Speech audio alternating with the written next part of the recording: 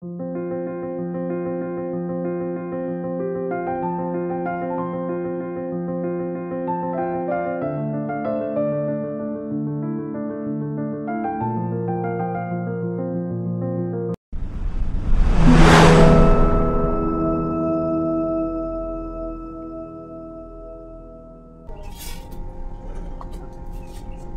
4টে বেজে যাচ্ছে, কিন্তু আমাকে এবার একটু চা খেতে হবে, তো তার জন্য আমি চা বসাচ্ছি। দেখো চাটা খাবো আর আমি রেডি হয়ে যাবো।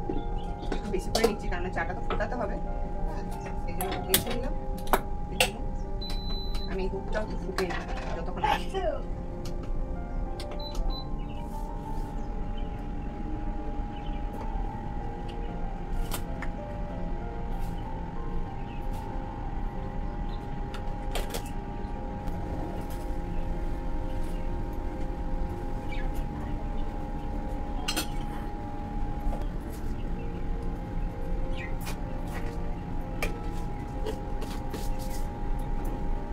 চাটা বেশ একটু ফোটালে ভালো টেস্ট হয়, তাই না? তো চাটা আমি অনেকক্ষণ থেকে কিন্তু চাটা ফোটাই। তো চলো চাটা খাওয়া যাক।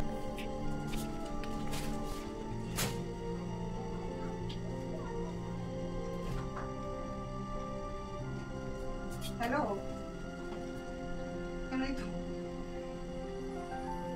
চাও খেতে দিবি না? আমি চা খাচ্ছি তো, তুই কোথায়? এখানে আসবি?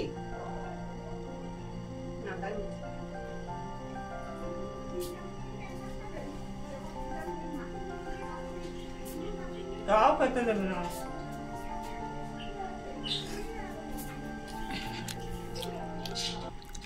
ভালো আছে।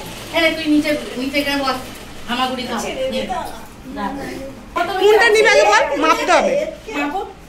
কোনটা নিবি? এইটা নিবি? এই দেখো এতে সব ব্লাউজ, আবার বড়দের পাঞ্জাবি। পিসটা আনার সাথে সাথে দেখো খালি এদের অবস্থাটা, কে কটা করে নেবে না নেবে কিন্তু কারাকারি করতে শুরু করে দিয়েছে। তো সবাই মিলে 2-3টে করে পিস নিয়েছে। তো রিয়াজমিনা তো কত পিসই নিয়েছে সেটা কিন্তু তোমাদের দেখিয়েছি। চলো পুরো ভিডিওটা দেখো।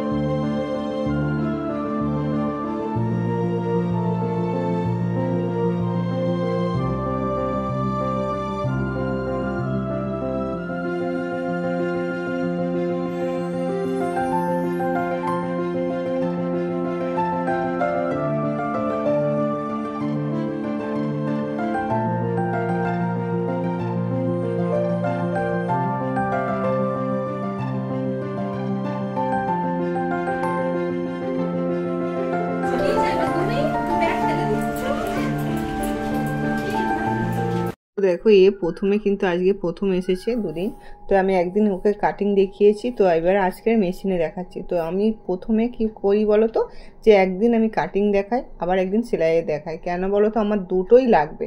আমি যখন ওকে কোনো কাজ দেবো তো ওকে তো সেলাই করে আনতে হবে না, তো সেলাইটা যদি না জানে তাহলে কাটিংটা করে কী লাভ আছে।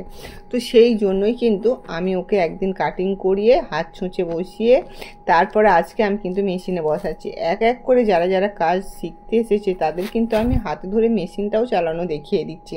তো সব এখানে A to Z আমি একটার পর একটা, একদিন কাটিং দেখালে একদিন সেলাই দেখাই। তো সেলাই দেখানোর পরে যারা হয়তো একটু একটু সেলাই করতে পেরে যাচ্ছে, কাটিং করার সাথে সাথে কিন্তু আবার আমি মেশিনে বসিয়ে সেই সেলাইটাও কীভাবে করতে হয় সেটাও দেখিয়ে দিচ্ছি।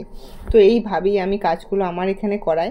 তো দেখো আমি সবাইকে কিন্তু, কেউ হাত ছুঁচে কাজ করছে, কেউ কাটিং করছে, কেউ মেশিনে বসছে। সবটাই কিন্তু এখানে হয়। তো সবাইকে আমি এক কাজ দেখাচ্ছি না, কেননা সবাই সবার মতন করে।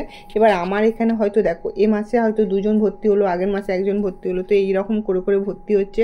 তো সেই জন্য তাদের কাজগুলো কিন্তু সবাই আলাদা আলাদা হয়ে যাচ্ছে। যারা যারা আগে আগে এসেছে তাদের কাজ অনেকটা অন্যরকম হচ্ছে, ব্লাউজ কাটিং হচ্ছে বা চুড়িদার কাটিং হচ্ছে এইসব। আর যারা নতুন নতুন এসেছে তাদের হাত ছুঁচের কাজ হচ্ছে, কেউ মেশিন চালানো শিখছে। তো এইভাবেই আমি কাজগুলো করাই। তো তোমাদের কেমন লাগছে অবশ্যই কিন্তু কমেন্ট করে জানাবে। তো আমার এখানে যারা যারা সেলাই শিখতে চাও, যারা আমার কাছে পিঠে আছো, তারা অবশ্যই কিন্তু সেলাই শিখতে পারো। তো আমি কিন্তু হাতে ধরে তোমাদের কাজগুলো শেখাই।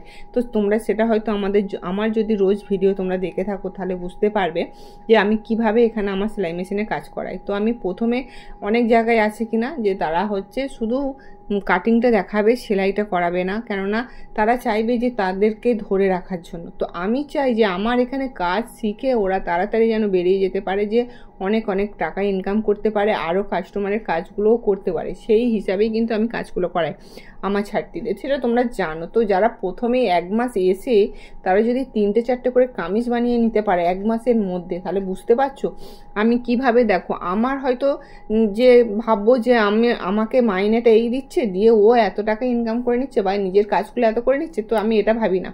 আমি চাই যে আমার কাছে সেলাই শিখে তারা কিন্তু প্রত্যেক দিন প্রত্যেক মাসে যেন অনেক অনেক টাকা রোজগার করতে পারে, বুঝতে পারলো। তো এইভাবেই আমি কাজগুলো ওদেরকে দেখাচ্ছি। কাকে হয়তো দেখো এরা হয়তো এই ডিজাইনটা করতে পারছিল না, তো এটা হচ্ছে প্রিন্সেস কাট হবে। তো মাপটা ওরা দিয়ে দিয়েছে, তো আমি ভালো করে আরেকবার দাগটা দিয়ে দেখিয়ে দিচ্ছি যে এইভাবে করতে হয়। আজকের আছে, নেক্সট ভিডিও আবার দেখা হবে। ততক্ষণ তোমার সুস্থ থাকতে হবে, ভালো থাকতে হবে। ঠিক সন্ধ্যে 7টা বাজে আমি চলে আসবো তোমাদের কাছে অনেক কাজ নিয়ে। ততক্ষণ তোমাদের কিন্তু সুস্থ থাকতে হবে। টাটা।